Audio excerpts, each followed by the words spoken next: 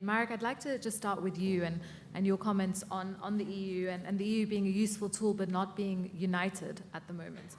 I wanted to ask you what you think the EU should be doing with regards to a rise in nationalism and populism. How should it strive towards forming a united identity at the moment, given that there are conflicting views? Well, first of all, we can't create a parallel democracy. All those governments which have been elected recently have been elected democratically. I mean, for example, the coalition government in Austria, there was a lot of buzz about that particular coalition, but it was the Austrian voters who made a decision. Marine Le Pen made it to the second round of the French presidential election because of the voters' will.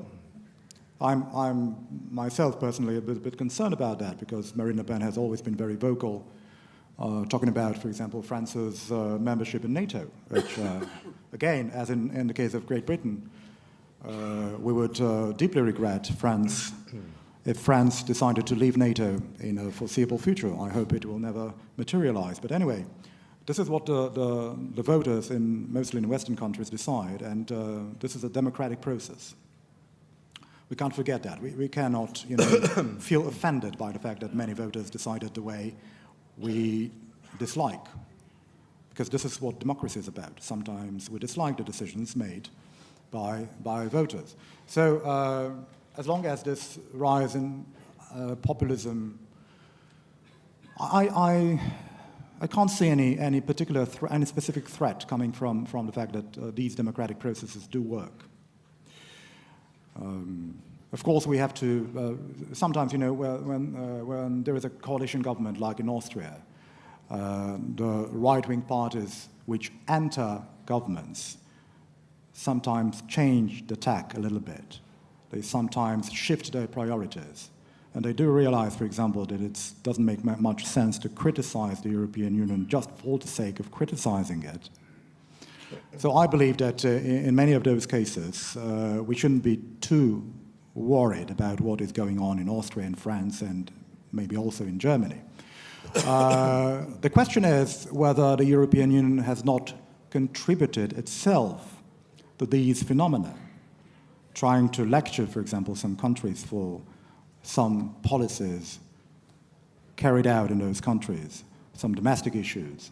Because if you are too adamant and too determined to interfere in the internal affairs of some member countries, that also stokes populism and stokes nationalism.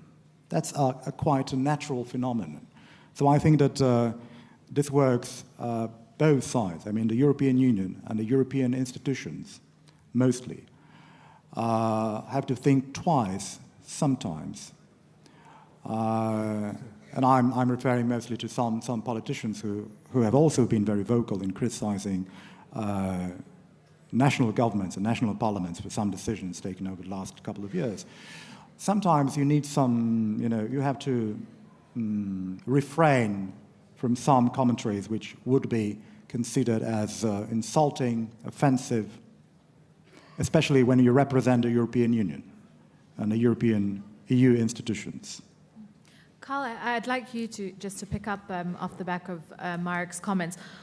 I mean, he's speaking about the fact of democracy and the fact these were elected by the people. But how then should the EU be balancing between the idea of the concerns over growing security threats and at the same time also holding on to values that allow for integration and also tolerance of, for example, immigrants? Well, we are dependent upon immigrants, to be quite frank, when it comes to our economies, and we want to be sort of somewhat more diverse society. I belong to those that consider somewhat more diverse society to be more creative societies. So I would certainly not like to have a Europe that is a fortress against the outside world, saying no one is welcome. But of course it is a process that needs to be managed. And what is happening, going back to my graphs and going back to sort of those that have been elected in different countries, is that we are a combination of democracies. We have elections all the time somewhere. And you see how the political systems evolve. and you see how the issues and concerns that are materialized in those elections translate into efforts also on the European level. The fact that the European heads of state and government are now dealing with migration policy and border management and those things in addition to digital issues is a reflection of both of concerns and the need for the word out there. But as concerns, and if you look at these populist parties that are discussed at the moment, nowhere particularly large, and we should not forget that looking back at the history of the politics of Europe, we've had waves that have been more destabilizing. Go back to the late 40s and early 50s, communist parties were very large and were on the verge of taking over large countries.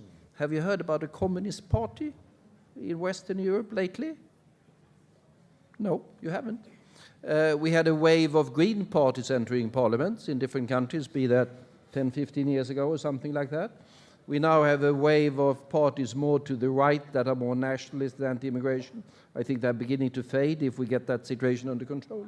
But it's, I would say, you can see it as a testimony to the vibrancy of the combined democratic political system. It's never going to be stable.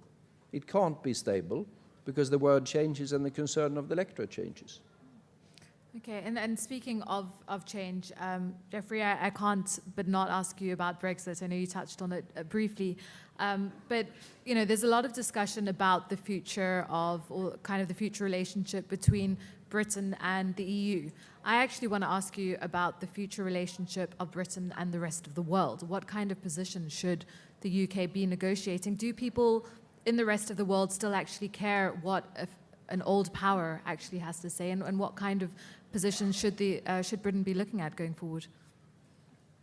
Well, there's been a lot of talk in Britain about remaining in the single market, for example, and the reason, of course, we can't remain in the single market is we want control of our own borders.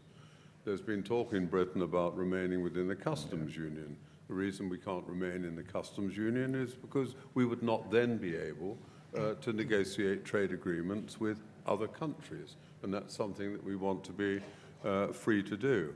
I mean, Britain has always been a global nation, an outward-looking nation.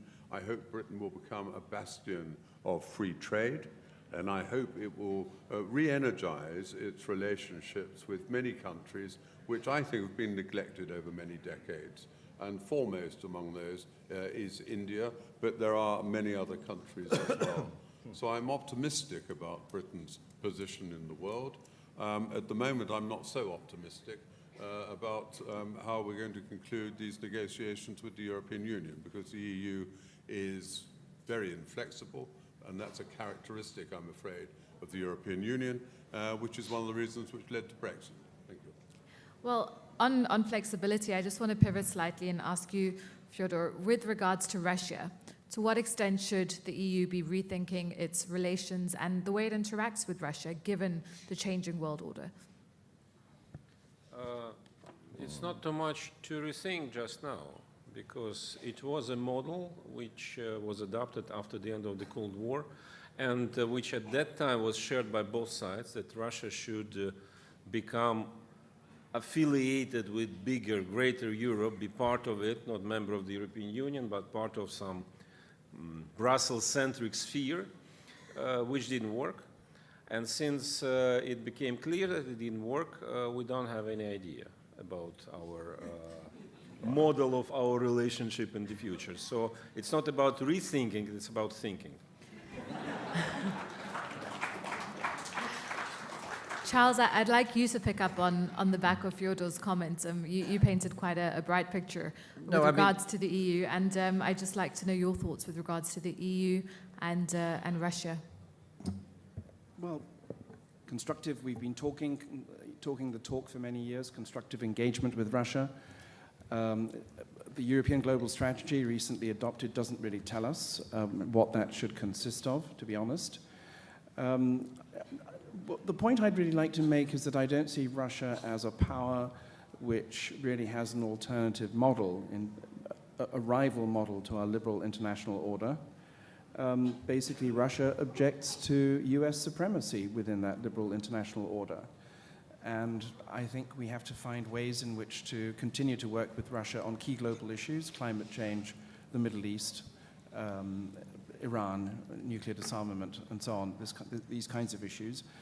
The real question, though, perhaps is, what should our attitude be towards Russia in our neighborhood? Should we effectively allow Russia a permanent veto as to what happens in Ukraine, Georgia, Moldova? What happens if the majority of the population of those countries were in a position to advocate, as in fact some have tried in the past, EU membership at some future date? Should we continue to regard these countries as part of a Russian sphere of influence?